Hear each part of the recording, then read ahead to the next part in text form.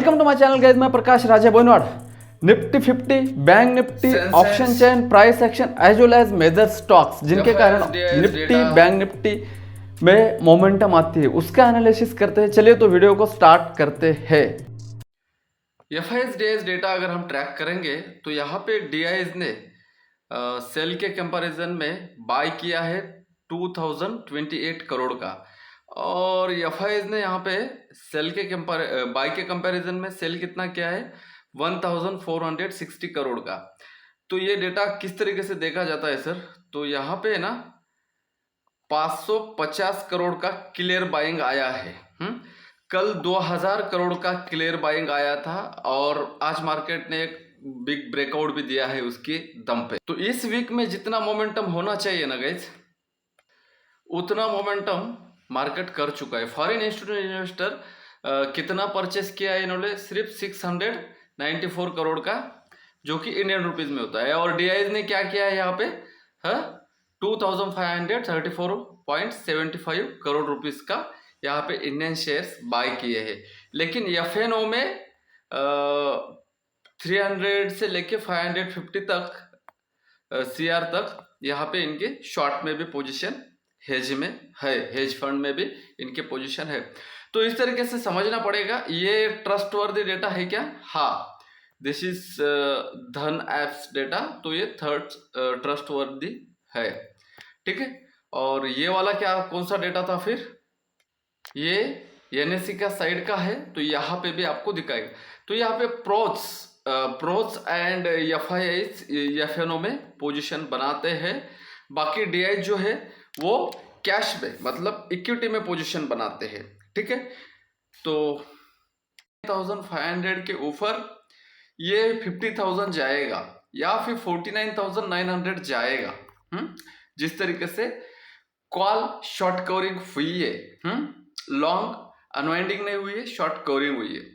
तो क्योंकि इसके बहुत सारे रीजन थे, मैं लाइव में आपके साथ यहाँ पे बहुत सारे बातें चेकआउट कर रहा था। 49,200 या फिर 135 का ये फ्रेश लेवल यहाँ पे साइडवेज जाके निकाला है, W का ब्रेकआउट दिया है 49,135। तो ये 49,000 के ऊपर है तो बाय इन डिप रहेगा। अभी वो डिप कौन सा होता है सर? भाई ये साइडवेज जाके नीचे आके ट्रैप किया है, तो अब इसको डिप कैसे मान सकते हो? तो ये फर्स्ट लो, ये सेकंड लो, लो लोअर हाई। तो इसके ऊपर 49,000 के ऊपर हम साइकोलॉजिकली एक रेजिस्टेंस होता है, इसके ऊपर हम बुलिश हो सकते हैं। एक स्ट्रेटजी भी डाल दूंगा कि बुलिश मार्केट में किस तरीके से आप काम कर सकते हो, या फिर पहले से अपलोड किए हुए है।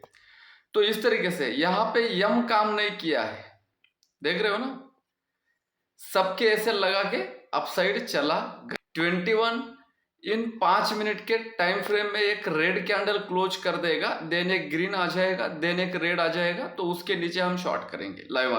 जब तक ये 23,200 के ऊपर सस्टेन नहीं होगा तब तक वीकली में ब्रेकआउट नहीं होगा। First point. सेकेंड पॉइंट, मार्च चालू है। वीकली एनालिसिस में मैंने क्या बोला, 10 करोड़ का मुझे ईयरली क्या है टारगेट है, मैं 8 करोड़ के आसपास हूं। 2 करोड़ के लिए मेरा प्रमोशन रुक जाएगा as a fund manager, as a fund policy समझाऊंगा। वो इन्वेस्टमेंट फ्लो आ रहा है, इससे क्या होगा कि या फिर लार्ज कैप में फंड में पैसे पे 17 लाख और ये 24 लाख। डेटा बुलिश है क्या? 101% डेटा बुलिश है, लेवल टू लेवल चलना पड़ेगा, ठीक है।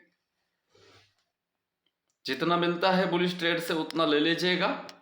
जब होता है बेरिश तब बेरिश करना, अननेसेसरी बेरिश होके कुछ फायदा नहीं। ये सब अपना स्टॉप लॉस ले रहे हैं। कॉल पोजीशन कहां पे है जो फंस गए लोग?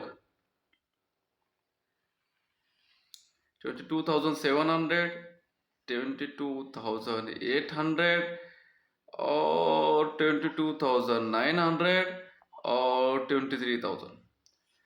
23,000 के ऊपर 23,200 क्यों बोल रहा हूं मैं?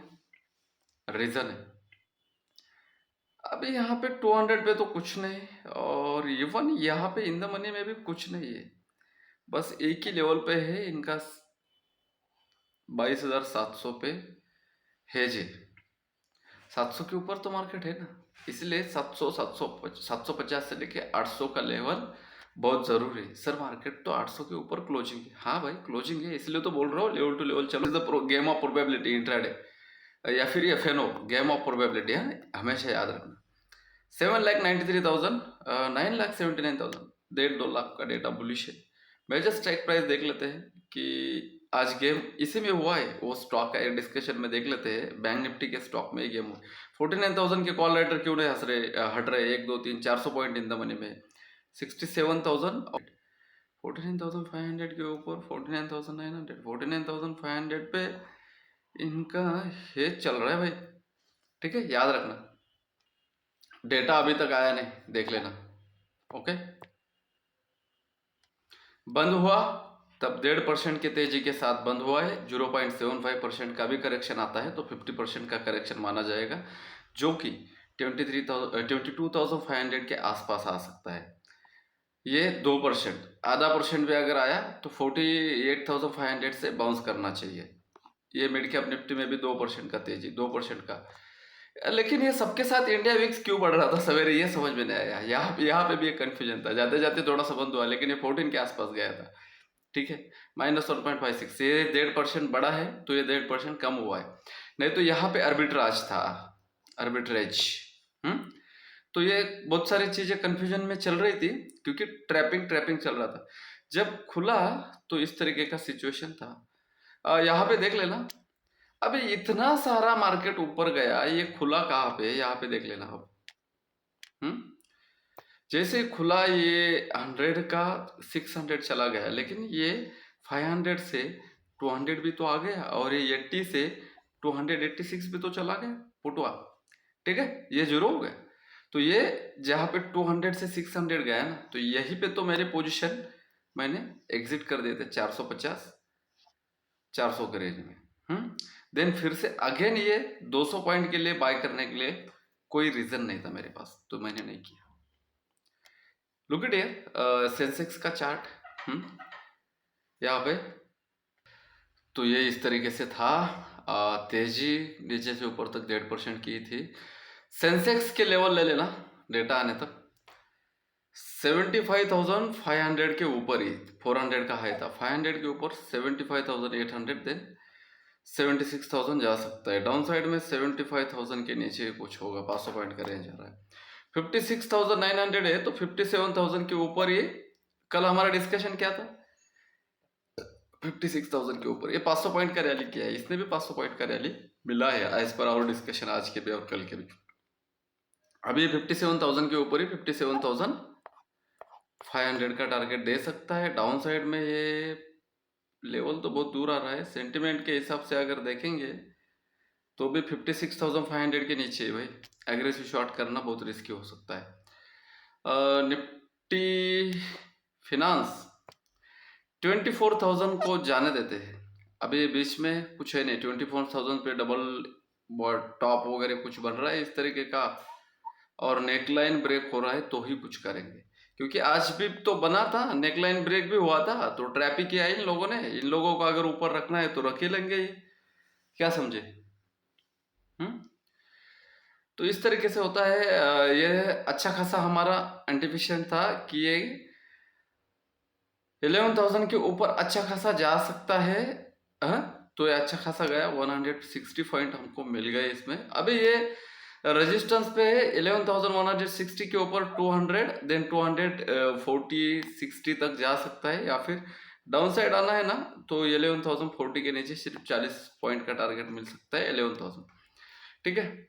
देन आते हैं HDFC, ये देख लेना 1740 के ऊपर है तो ऊपर है 10 पॉइंट का ये, और ये यहाँ पे सब स्टॉक नीचे आ रहे थे इसलिए हमने भी पुट लिया था। 1720 के नीचे 1700 ये भी आया था, फिर इसी को रैली किया गया।